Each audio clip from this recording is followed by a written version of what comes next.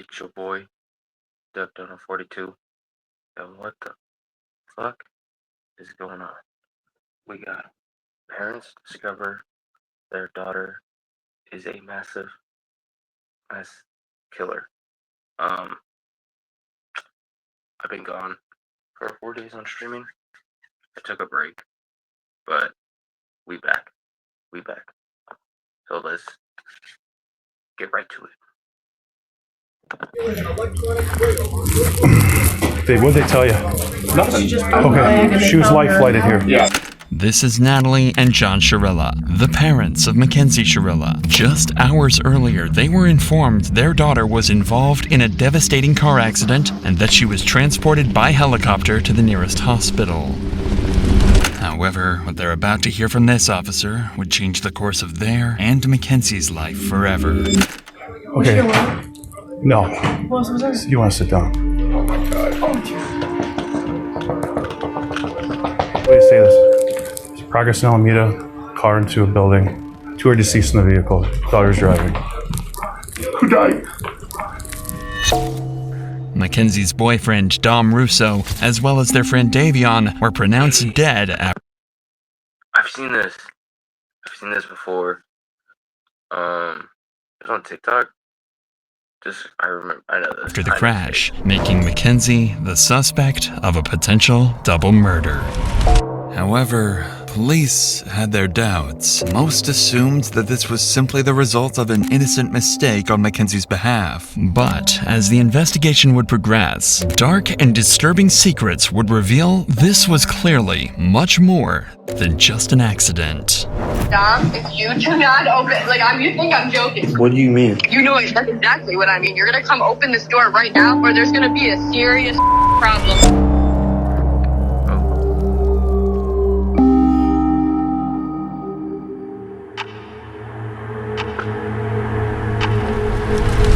17-year-old Mackenzie Shirilla, her 20-year-old boyfriend Dominic, and their friend Davion. Wait a minute. He's 20? 17. Ew! Hold up! Ain't he a pedophile? What the fuck? I just realized. I've seen this before, but didn't know, their ages and shit, but this is a whole different case in my mind. He's 20, she's 17. What the fuck? He's a child molester. What the fuck? Are on their way to a high school party. With Mackenzie's 18th birthday in just 2 days, the group has decided to go out and celebrate. Bro, I don't care. She's still 17. You can't be doing that, bro. You're a pedophile, bro. Even in your death. If you don't got an ID, she gotta get the fuck away from me. Cause that's nasty. You're a child molester. What seems like a normal night out will in a few hours turn into one of Ohio's most disturbing mysteries. At around 2 a.m., Mackenzie and Dominic are seen smoking at the party, and at one point, Mackenzie reportedly offers the host of the party psychedelic mushrooms. This was unlike Mackenzie, as her friends had never seen her use a substance before, let alone pass them around. At 3:30 a.m., the group leaves the party and drives to another friend's place across town. There, they hang out for a little over an hour watching South Park. By 5 a.m., Mackenzie decided it was time to go home. Strangely, she asked to drive instead of Dominic. This was unusual, but Dominic agreed. Additionally, when Davion asked for a ride, Mackenzie refused to let him in the car. After an argument, Dominic convinced her to take Davion home. All 3 of them would get in the car, sealing their own fate. At the intersection between Pearl and Progress Drive, CCTV spots the car making a turn. I'm sorry to say this, but when it comes to my own cars, I never let anyone drive. Sorry. I never let anyone drive my cars. I'd never. Off course from Davion's house. Instead of driving along Pearl Drive, the car turns onto Progress Drive, a road that ends abruptly with a brick wall. CCTV would spot the car rapidly start accelerating, going from a calm 30 to over 90 miles per hour. In the very last seconds, an intense turn would take place, leading the car to narrowly avoid slamming into a tree, but it would be too late, and the car would speed into the brick wall. The crashed car would remain undiscovered for 45 minutes, until 6:15 a.m. when a passerby on a motorcycle would discover the destroyed vehicle. About 10 minutes later, law enforcement would arrive, and through their body cams, we can witness the horrific discovery they would make.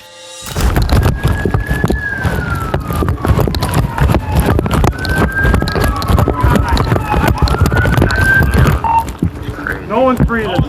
Bust that window out. Alright. Who can hear my voice? Who's in here? Drivers.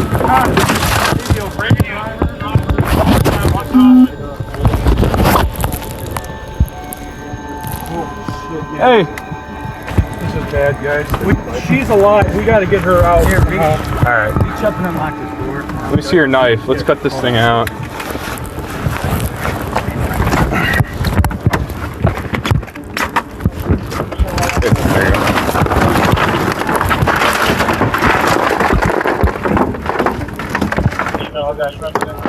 I don't feel anything. I don't feel a pulse. She's breathing. I saw her stomach. Her stomach's moving. Oh yeah, yeah, We got two that are gone. yeah.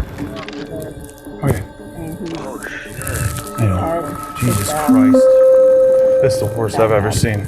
How old is Dominic Russo? 17? 19? Rest in peace, buddy.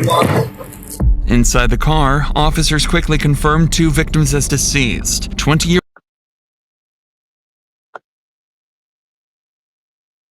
Oh shit.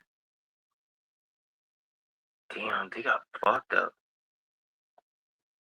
old Dominic in the front passenger seat and 19-year-old Davion in the back. But one person has survived. The driver, Mackenzie Sharilla. As medics and firefighters rush to tend to the victims, investigators begin trying to understand how such a devastating crash could have happened. That's when they start uncovering alarming details. It looks like they even went off the road up there. They did. But I mean, if you're hitting a building that hard, I just can't believe all the people that work up here, that are up here all night long, no one heard. They're in factory type settings. Yeah, well, And it's dark over there. that's insane though. Once they get her out, I'll go over to this building because I think there's a camera on the front of that building. I don't know if it's working, but I can always ask. As authorities work to save Mackenzie, the man who initially called 911 to report the incident arrives on the scene to give his side of the story. Appreciate you giving us a call. Yeah. Someone in it, obviously. Yeah. Yeah. All right. Yeah. So. That's a bummer. I didn't want to get stuck, and I'm like, I ain't fucking. I don't know what's going on. Right. No, I appreciate you giving us a call. Absolutely appreciate it. They fucking were hitting it, man. Yeah. I mean, obviously, because I saw that front end. They definitely hit it hard. So. Fucking destroyed. Right. All right. Well, what a way to start your Sunday. I guess better than theirs. Huh? Right. I appreciate the call, sir. Thank you. Officers would file the crash as an accident, stating that the driver appeared to have attempted to steer off course but was unable to regain control. Mackenzie was diagnosed with a condition known as POTS, which can cause dizziness and fainting, something officers believed may have contributed to the crash. The presumption was that a combination of Mackenzie's medical condition and drug use had likely led to the tragic crash. However, one detail worried officers. There were no signs of braking anywhere, and officers would soon begin to discover why. I've personally been told that she did voodoo on him. She was scared that she was going to make him crash the day before the actual crash. So I feel like that's what she was trying to do, was crush the car into the wall. As police continue gathering evidence from the crash site, one officer heads to the hospital to speak with Mackenzie's parents. At this point, all they know is that their daughter was in a serious accident. Oh, God, help me. What'd they tell you? Nothing. Okay, she was life flighted here. Yeah, I wouldn't know that. Okay. No. What was that? You want to sit down? Oh my God. Oh, dear. Wait, say this. There's progress in Alameda, car into a building. 2 are deceased in the vehicle. Daughter's driving. Who died? I don't know whether, but there's one that we don't know. His name's Jacob. Does anyone know Jacob? Dom? No, stop. Let him talk. Guys, I know, we've been dealing with this. Your daughter's okay. She's talking to us. I talked to her, okay? Your daughter's alive, okay? Your daughter's alive. She was driving the vehicle, okay? Who's that? Jacob and who? I think, what's the name you said? Dom? Might be. Oh my God. Stop. What's his relation to you? Okay, yeah, then Dom was in the car. Stop. Oh my God. What? Are you kidding me? It's right now, it's an ongoing investigation. Speed is definitely a factor. So are drugs. Dom is dead? Dom is dead? Is that what you're saying to me? Look at me. Is Dom dead? There's no way for me to say anything right now, man. This is a serious situation. Dom with curly. I thought the same Dom. Maybe it's a different Dom. It could be a different Dom. Might be a different Dom. What's that? Does she know about their third? No, not at all. We're gonna keep it that way for. Okay, she's getting worked on now. Okay. Full transparency here. There's drugs in the car. She had a bag of mushrooms on her and a scale. Full transparency, guys. I'm sorry, I'm ripping the Band-Aid off. Okay. Drugs in the car. So she was awake, but not awake. So she was like not. In and out of consciousness.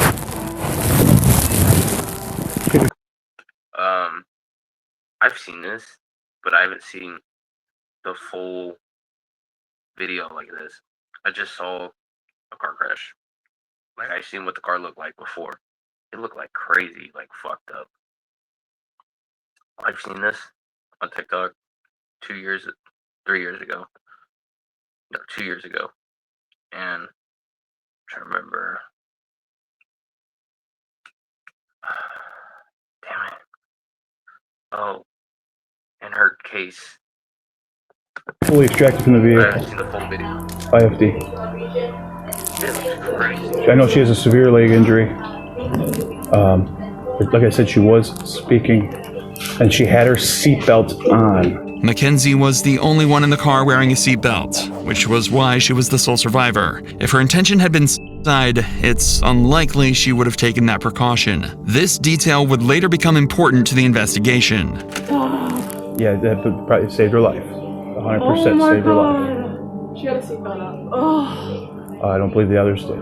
Mackenzie's parents would take the news relatively well, relieved their daughter had survived. But officers now faced a much harder task, telling Dominic's parents.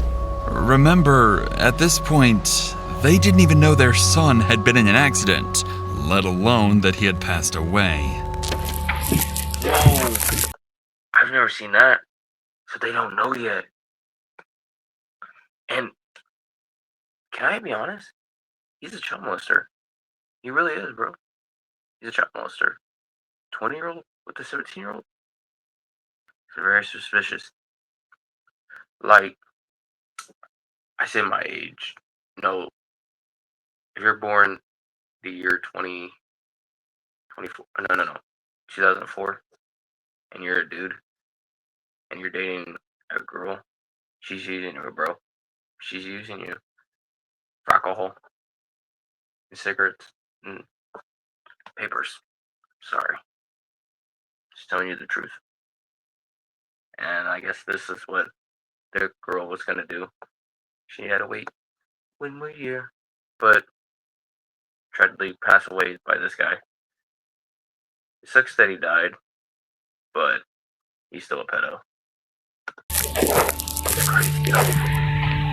Hi, Christine. Hey, can I talk to you real quick? Yeah. There was an incident that we believe Dominic may be involved. What? Both Davion and Dominic are deceased. Oh God! Yeah. Christine. Oh God! Just sit down. Oh God! Just sit down. Oh my God! Go ahead, take a seat.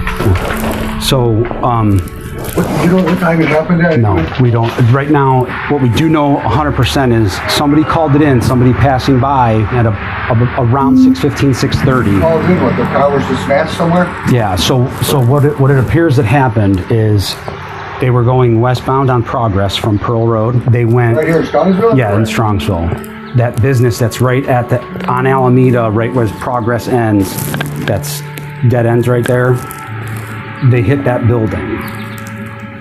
They hit the sign out front and then they hit the building. Did they fall asleep at the wheel or something? Don't know. We don't know that. We don't know that. So 2 kids are dead, my son's dead, another kid's dead, and the girl's in the hospital? She's in surgery right now. Oh my God, huh, Chris? I mean, another family member or friend or anybody that you might want us to call on your behalf? No. This is a fucking nightmare. Hey, somebody called in at 6:30 in the morning? Between 6:15 6:15, 6:30, yeah. Came upon it, passing it by. Yeah. Oh my gosh. This is fucking horrible. She was in her car? It was in Mackenzie's car, yeah. Yeah. Oh my gosh. Is she naked or you guys don't know? We right now we don't know. She's in surgery right now, so we don't know. So what a fucking nightmare. It's sad, man. It sucks being a parent finding out that your son died and you just don't even know. It's crazy, bro.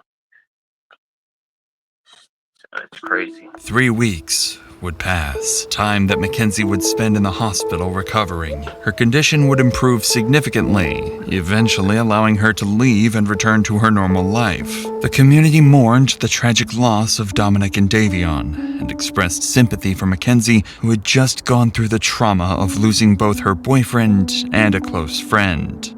But soon, strange things about Mackenzie would start to surface.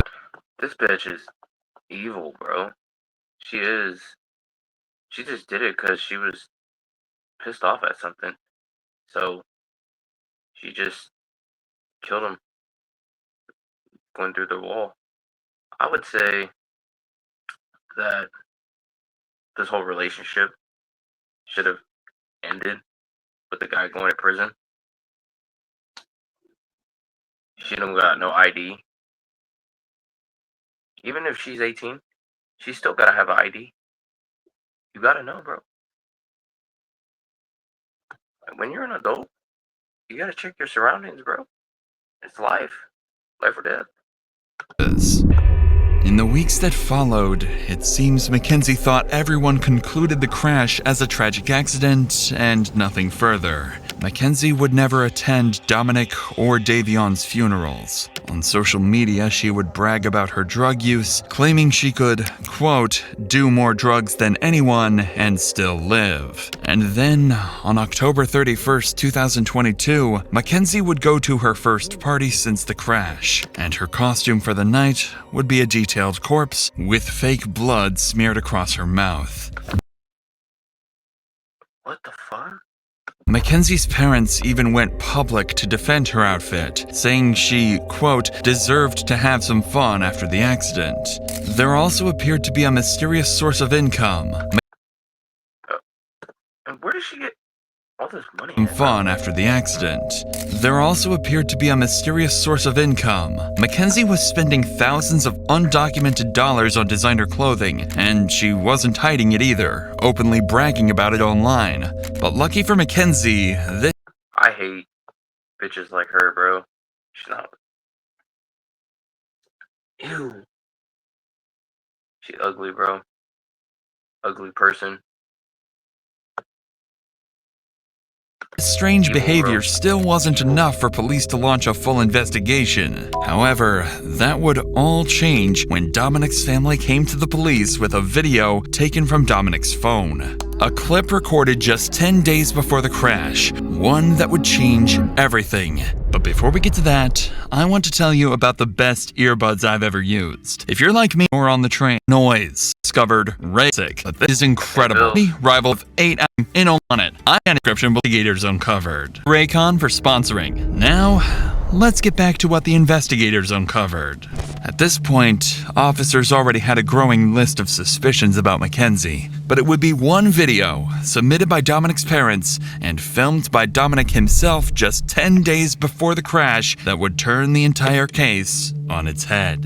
Dom, if you do not open, you think I'm joking. Like, I'm dead ass. You're gonna come open this door right now, or there's gonna be a serious problem. This was a short snippet from a 15-minute video where Mackenzie clearly and continuously threatens Dominic. But this wasn't all. Dominic's family would show even more disturbing material, including text messages confirming she had threatened to kill Dominic. This was enough.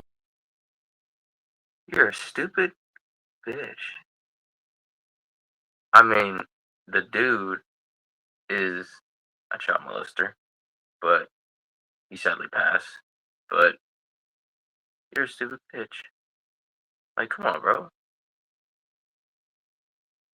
Like, threatening someone and then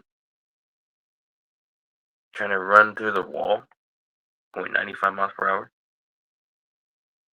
You're down bad for that. For officers to reopen the case. You just got caught on 4K. Now investigating it as a planned double homicide. At this point, this is a homicide investigation, and so we are trying to show that she intentionally drove the car into the wall. Shortly after the investigation began, police would begin interviewing several of Mackenzie Chirella's friends, family members, and individuals from the community. This would prove to be very insightful. Officers would first bring Tyler, Mackenzie's former boyfriend, in. Unfortunately, his accounts would only serve to deepen their concerns. You understand, you're not under arrest. Yeah. You walk out anytime you want. We have approximately 10 questions that we wanted to ask you. How long were you guys in a relationship, you and her? Well, we were all friends in a friend group at first. I ended up dating her for a little bit, like probably over the summer. I was only dating her for probably like a month and a half or like 2 months. And then me and Dom found out that she was cheating on us basically, but it wasn't like anything official, so it wasn't no hard feelings like with whatever happened. I just kind of was like, after me and Dom found out about that, we didn't have no problems with each other or nothing, but like they were on and off, and I kept on talking to her still while they were on and off, because we were all still in the friend group and stuff. So, and then we kind of just like stopped being intimate, you know what I'm saying? We were just friends. So, describe the relationship. What was it? What was she like as your girlfriend? Like, I didn't really have much with her relationship-wise because we didn't date that long. But like friend-wise, like she was crazy. Like she like mentally just not all there. I mean, yeah, I don't think she's just mentally all there. Like I personally. I'm saying it, bro. If you're dating a girl and she has like a friend group with like guys, it's very suspicious, bro. Like something's wrong. She cheating. I'm gonna say it. I think relationships are just not cool. In this generation, love is fake. It's always about paper. It's money. I feel like she was trying to kill herself in that crash, and she failed on doing so. Why did Dom put up with this? Do you know?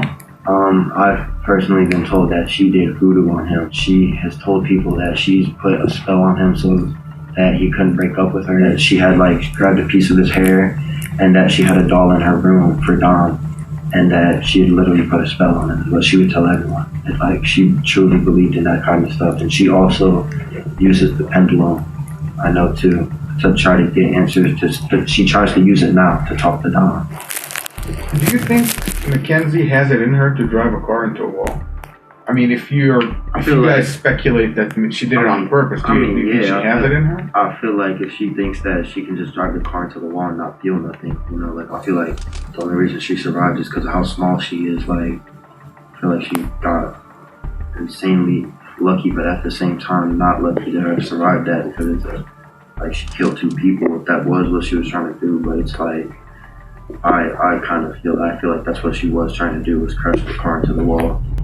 By now, a far darker picture of Mackenzie's actions was beginning to take place. This is when 2 friends who had attended the party would come forward to police, claiming they had evidence that, in their view, proved the crash was no accident at all. I just want to show you. Oh no, explain it. So this is when they were going down Progress Drive, and then you know how there was like tire tracks before it, like on that side grass. So that's the sign. That's when it hits the sign. And then that's where she curved exactly right on. Gotcha. Missed those 2 rocks and went right into the sign, the side of it. She went right into that wall. Right. No, so you can see like the hard braking was right at the wall, and then her high speed was after the hard braking. Was 90 miles per hour. It looks like the person in the front seat tried to turn the wheel because of the fact they were going to go straight into a wall. And it doesn't say she hard broke once. It was 90 miles per hour down that whole road. And I also think because of Kenzie's and Dominic's history, that they were fighting. I think Davion went on his phone to distract himself from the fighting. Although they were on drugs, they can also still be fighting with being on drugs. While the statements were deeply concerning, investigators still didn't have enough concrete evidence to determine Mackenzie's intent. Without a documented pattern of behavior, it was still possible the crash had been a drug-induced accident. But that changed during an interview with Dominic's brother, who provided detectives with crucial information about Dominic and Mackenzie's turbulent relationship. The following video includes talk of self-harm. Viewer discretion is advised. She mentioned that anytime Dom would kind of want to break up with her, she kind of would go crazy. Describe crazy, like what kind of crazy? Like there is times where she called Dom and said, if you break up with me, I'm going to word for word. There was an instance literally a couple days before the crash that she was hitting him on the highway while driving, and he had to pull his car over on the side of the highway, not in a very safe parking spot either, and have somebody else come pick them up and drive the car home because he was scared that she was going to make him crash. And that was just prior to the day before the actual crash. I'm dragging the bitch out of the car. I'm a man, and if the bitch had to argue with me and I'm driving, I'm throwing that bitch out the freeway. This is, if she's trying to get us to crash, like in a way, I'm pulling her hair, throwing her out at the side of the road.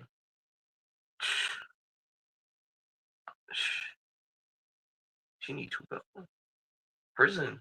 You know what I mean? Apparently, just days before the crash, Mackenzie had threatened Dominic's life, saying she would crash the car they were in. Dominic's brother continued the interview by giving officers a compelling motive for why the crash may have been intentional. You're going 94 miles an hour. You don't have a very fast car to begin with. You were stomping that gas pretty much that whole entire time. There's no brake marks on the street at all. Even before the hit, you would think that some type of instinct would kick in and you'd slam on the brakes. But to my knowledge, she went straight into it. Off of what I know and off my assumptions, Dom tried to break up with her multiple times, even in July. They kept not working out, whatever. They kept making back up. Kenzie's known to be the kind of person that she's let us know she will never let go of Dom. And if she has to let go of Dom, she will not go on living herself. She's pretty much let that be known. Mackenzie's actions after the crash were also of concern to police. On August 6th, only a week after the incident, police would be called to Mackenzie's house by her father. There, he would make concerning statements. While there is no footage of the incident, the officer that was called out would retell the strange incident in an interview.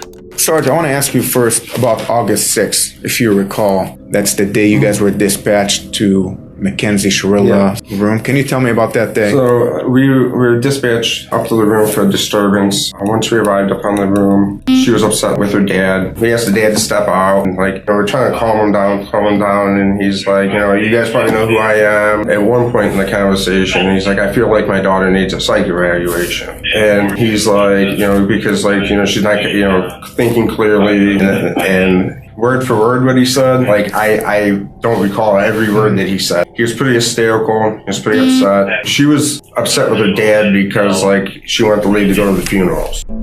During this interaction, it became clear that Mackenzie was deeply upset with her father. Despite creating a shrine for Dominic, regularly posting on his Facebook memorial page, and wearing his clothes, her father hadn't allowed her to attend Dominic's funeral. It appeared that Mackenzie was truly mourning his death.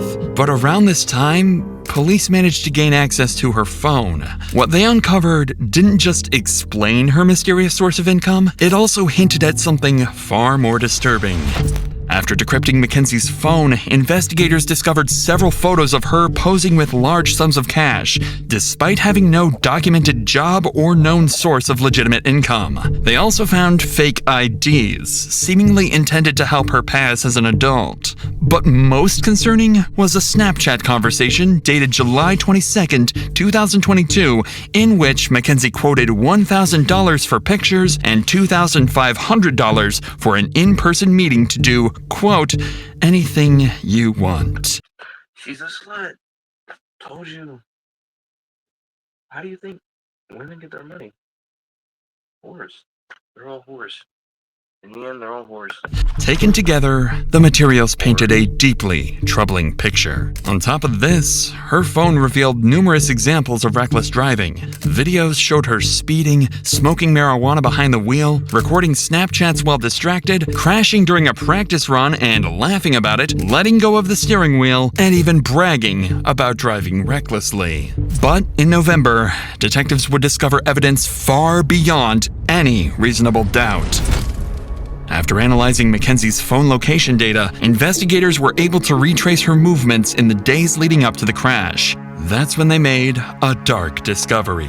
Just days before the incident, Mackenzie had driven down the exact same road 7 times, heading straight towards the same brick wall. She had practiced the route. Officers believed they 7 times? This bitch is stupid. A whore. This whole case is weird, bro. It's weird. I just know she killed someone driving recklessly over a breakup or something. Like, all whores are the same. But I'm just saying, this is... I did not know. 7 times? God damn. She was practicing? Just to kill? That's crazy. She had to make a gamble in her life. She had practiced the route. Officers believed they had gathered enough evidence to prove Mackenzie had planned the murders. On November 4th, 2022, more than 3 months after the incident, officers were dispatched to arrest 18-year-old Mackenzie Shirilla. Where's she? Right back there, pal. Hi, Mackenzie. Step out for me. I'm Detective Jesus. I'm the one who's been investigating the crash. You're under arrest for aggravated murder ×2, okay? Nobody's gonna ask you any questions. Nobody's gonna bother you. Can I have your key, please? Could you please be careful taking this one off so it doesn't break the bracelet, please? You got it. You got it.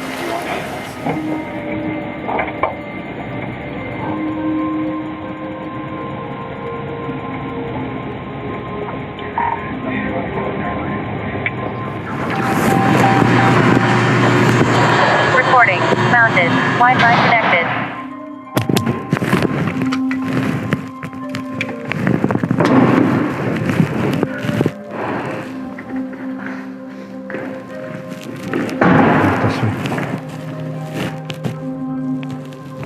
Stand right by that black mat.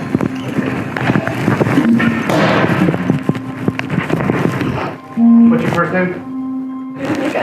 Okay, Mackenzie, I'm gonna take your handcuffs off. I need like all the jewelry and everything from up, okay? I can't wear any of it. No, I need you to take it off while you're in the jail right now. I'm not gonna wear any. Because you're in hell. Big Lola is gonna get your ass. There's Big Boba, now Big Loba. She gonna get your ass. And I'm gonna say it. Yo, dumbass, didn't know what you're doing. So you're in trouble.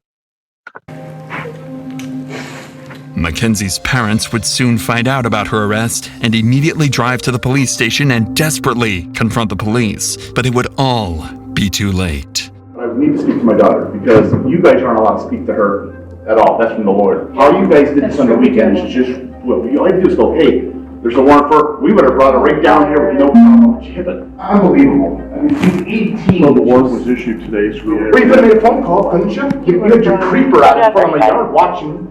So, she can't take any, she's an adult, she can't take any phone calls right now. Okay, well, I still need to speak to my daughter so she understands whoever, not to say anything to you guys. I mean, Whoever was- if you had to roll out the whole mess to pick up an 18-year-old girl who can hardly walk out of a hospital visit, it's just beyond me. So we follow the law, and that's what we're doing today. Am I going to be allowed to have a 2-minute conversation with her? You cannot talk to her while she's here. Why doesn't she get a phone call? If you arrest her, why don't she get a phone call? She was just brought in. They're going to process her as soon as they get the time for her to make a phone call. She will be able to make a phone call. She's a lawyer. She does have a lawyer. She is 18 years old and she could speak that. Yeah, but she's a dumb 18-year-old that just turned 18. Well, And these guys are going to take advantage of her. She's not allowed to speak to you guys. I'm telling you that. her from attorney lawyer. can call us.